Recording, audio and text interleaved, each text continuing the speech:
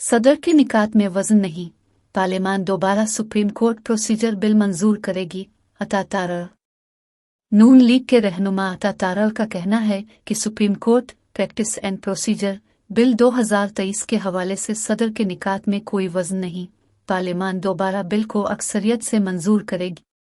नून league के रहनुमा तलाल चौधरी का कहना है कि कानून भी बनेगा और अदल के हुसूल में तरमीम भी होगी। तर्जुमान पीटीआई ने आवान सदर से कानून वापस भेज दिया ताकि लाडले के लिए बेंच फिक्सिंग हो सके। दूसरी जानिब पीटीआई रहनुमा फवाद चौधरी का कहना है कि सदर ने बिल वापस करके दुरुस्त फैसला किया। सुप्रीम कोर्ट के रोज़ में तरमीम की कोशिश के बाद अब इलेक्शन एक्ट में तरमीम के जरिए सदर के इख्तियारात में कमी अहमकाना कानून साजी है।